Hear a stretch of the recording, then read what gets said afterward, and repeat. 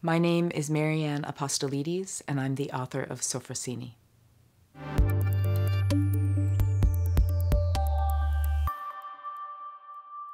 So the primary relationship in the book is that between a mother and her son.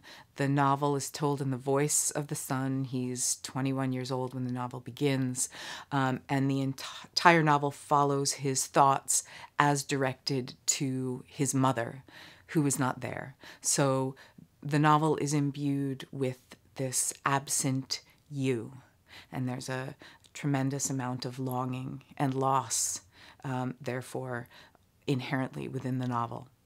And the son is a student of philosophy, and he's decided to write his thesis on the meaning of Sophrosyne. And his mother is a woman who immigrated to North America from Greece as a teenager, alone and pregnant. And that's what he knows. And her name is Sophia, but her stage name as a belly dancer is Sophrosyne. So this boy has decided to define this Socratic virtue, but of course he's also attempting to define his mother and to comprehend the very difficult and dark and erotic relationship that's existed between them.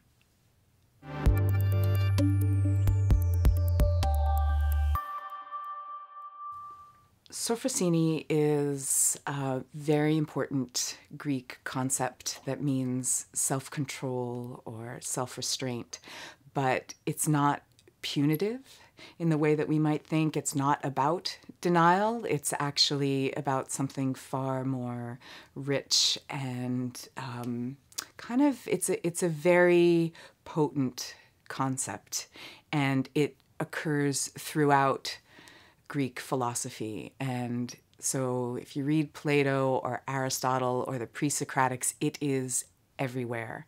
And yet it sort of hasn't carried over into our vocabulary and into our thought in a contemporary age. So I was very intrigued by that. And it is one of 4 Socratic virtues: wisdom, courage, justice, and Sophrosyne. So you can see how important and how foundational it is to the Greeks. You know, one of 4, and we have no idea what it is. So I began this novel with a desire to explore this concept intellectually, but there was also, of course, a more personal reason to go into this idea, because why else do we write except to explore our own confusions and questions and things that interest and excite us? Otherwise, why would we choose this life, right?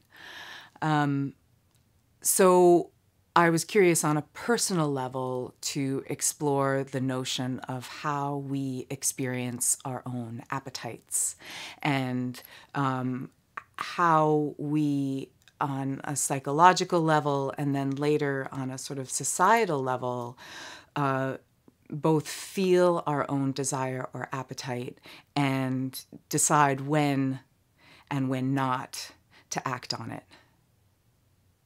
And that's what Sophrosyne explores, both as a novel, but also in a philosophical way. That's what Socrates and Plato and Aristotle and the pre-Socratics, that's what they're exploring. So that's what I wanted to do with this book.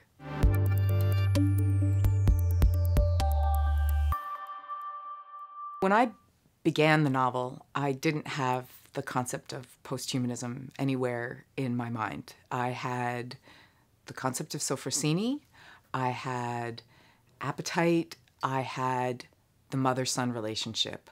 I had a little boy on a couch watching his mother practicing belly dancing. I had the experience myself of having belly danced, having performed and taught, and the knowledge, therefore, the sort of physical and intuitive knowledge of what the dance means, how its rhythms work, how we elicit emotions from different audience members. So this is what I had when I began the novel. Posthumanism was nowhere. Japanese philosophy, nowhere. These concepts came in through the course of 5 years of working on the novel.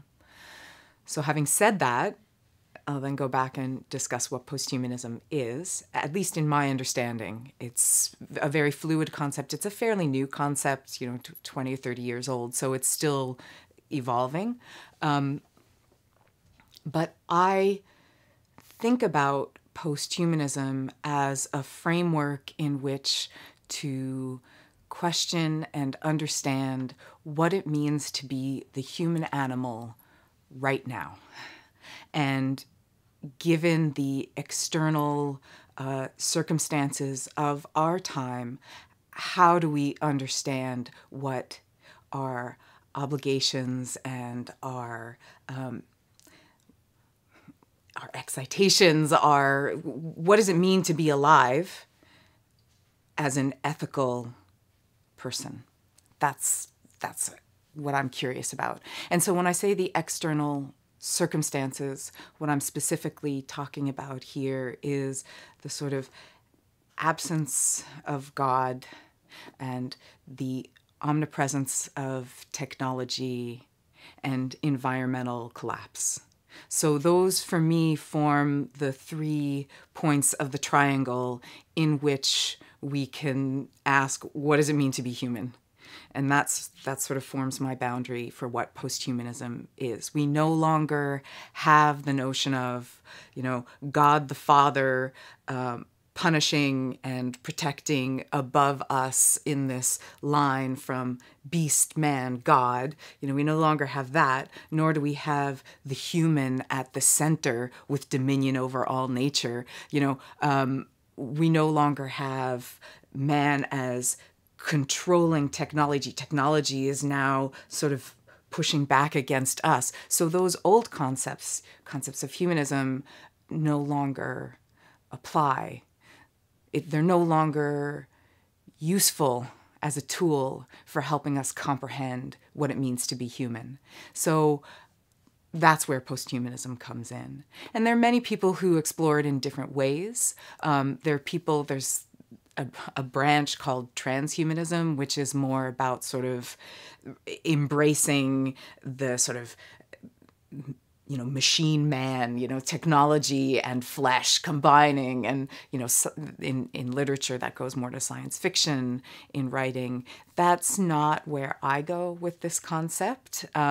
Where I take posthumanism in terms of what's being done in the arts world is often in photography. So, Edward Bertinsky, or in the book, I have the work of a photographer named David Maisel, who takes aerial photos of massive sites where humans and their technology have scarred the land through mining or through clear cutting, and this rendering of nature into this wasteland for our comfort. And yet these photographers have created images of such beauty.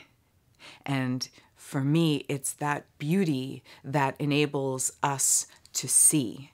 Because if it's just, oh my God, the way we're living is unsustainable, and the global warming, and the waters are rising, and what do we do with that information?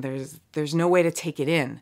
So what I'm attempting to do with this book, and what I think these photographers that I mentioned are doing, and other writers as well, other artists in other genres, but what I think a lot of artists are trying to explore is how we confront our current situation, how we take this anxiety that we're feeling, and instead of sort of tightening up and pulling back from it, how the artwork sort of opens a space for people to begin to look and feel and see. And I think that,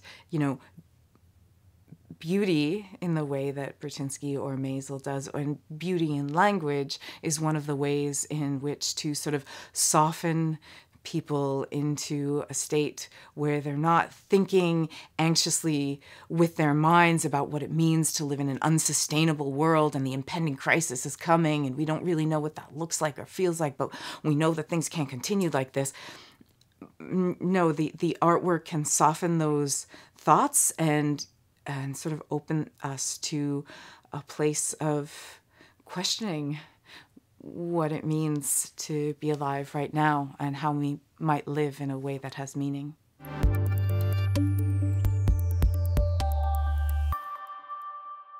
I'm very intrigued by the seductiveness within language and the seduction of thought. And, you know, eros is contained within language, and because we can't ever know and we can't ever comprehend, you know, we can't ever grasp, you know, what language can do is open into fluidity, and that to me is the eroticism of language. But so the book, and I'll say there's a tradition, it's not just Greek, but it's throughout literature of sort of, you know, the risk of deep thought and the risk of attempting to understand. And so there's a sort of, you know, you're in mortal danger when you actually open your eyes and start to see and ask. It's a lot easier to go through life without thinking or questioning. So this is not some sort of little game that philosophers play or that writers and artists play to think, oh, what does it mean to be alive? I mean, this is it. And if you're not scared by those questions, then you're not doing it right. And if you're not scared by the process of writing, then you're being too safe. And that's how I write. And that's what excites me as a writer. So, you know, the book is dark because I was in a dark place when I wrote, because the whole idea of appetite and desire is an unlit terrain or unlit area. And so there's no way to speak about it, you know, sort of directly or brightly without killing it. So, you know, if you're going to talk about this stuff, you have to almost invent a new, a very idiosyncratic style to sort of lead people, you know, in this sort of swirly way into these questions, because otherwise what you're doing is writing philosophy. And I have no interest in writing philosophy. There are lots of people who do that really well. But I don't want to write discursively. I want to seduce people into the state where they're not quite sure what the hell's going on, but they're feeling something.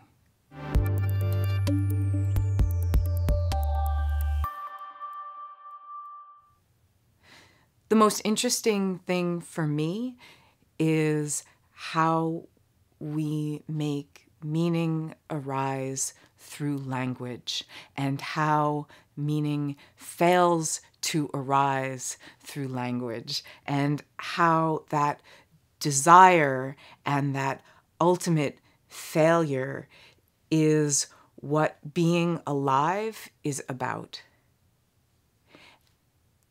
That's why I write, and I think that I can do that more completely and in a way that's more satisfying through literature and fiction than through attempting to write logical philosophy.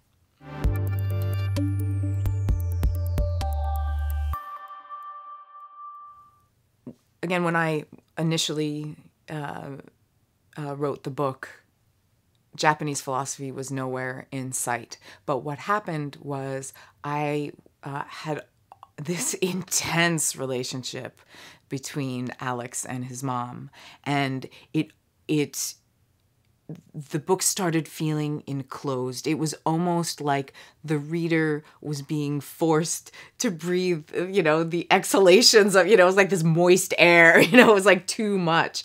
And I was like, okay, I have to break this novel open, and I don't know how. And I struggled for a long time, trying to figure out how I open some space in the relationship between the mother and the son. And then I realized, okay, well, he's 21 years old. Let's give him a lover. As I began writing her, I realized, okay, she's got to be strong. She's got to be a little weird and tough, because otherwise she wouldn't be attracted to this guy, because he's not your typical kid. And she's got to be really smart and meet him right where he's at and go beyond and push him. And that's what he'd be attracted to, is someone who's going to push him in ways that scare him a little bit. And this woman sort of started to take shape. And I realized, too, because she has to be like him in certain ways, but different enough to sort of blow open this enclosed space in the novel that I'd create, that, existed thus far. I realized, okay, let me see what I can do with a wholly other perspective on the world, and that's what brought me to Japanese philosophy. I was also at the time practicing Aikido. I now practice yoga. So there's a sort of, I have in my own personal life, I maintain a practice that's based in some of this philosophy. So there was a personal interest too. And I was also reading Heidegger, who in his later life talks a lot about Japanese philosophy. And his teacher, Husserl, was also the teacher to these incredible Japanese philosophers. And so they're all swirling around. And so I began to read the philosophers of what's called the Kyoto School. And they allowed me to give certain ideas to the female character, who allowed me to sort of give the novel some space.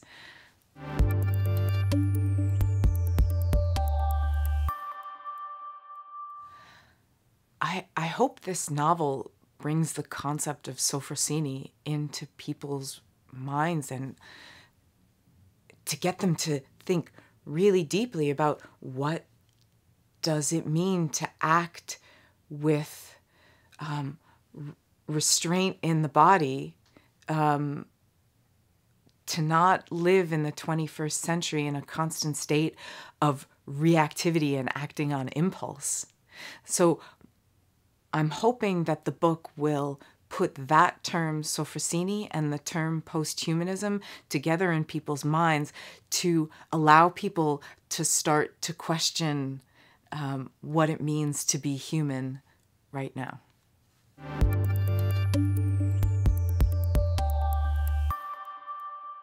All right. And I'm trying to slow it all down, because I'm lying on the dirt, hidden from the path, and my back presses down as I breathe. My bare back and shoulders, my palms and fingers, because this soil is loamy, fertile, loamy, and filled with decay, but it cushions me, this soil. It holds me as I breathe, as I press, and it's slower now.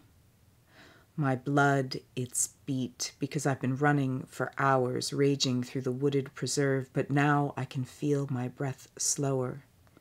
Here on the dirt, as I look at the trees that look like columns, 4 dead trees directly beside me, and all of it reminds me of you. Come here, my love, you said, and you lifted one languid arm toward me, inviting me to climb on top. Because I'd been reading while you cleaned the kitchen, cooking, cleaning, tidying our tiny apartment, ensuring that all was in place. And now you were lying on the couch, gathering yourself before you left for work. Bring the book, you added, and I eagerly obeyed. I brought the book and climbed on top. I lay on your body, stretched full on the couch, and my cheek was on your chest. I love this book, you said. And you nuzzled me, your lips on my skin, because your daddy gave you a book, you said. a book about the ancient Olympics, just like the one we were reading. I loved that book when I was a girl. That was a long time ago, I said, and you laughed. It was another world ago, another life ago. And you stroked my hair, your hand in that coarse thicket, and you told me about the book.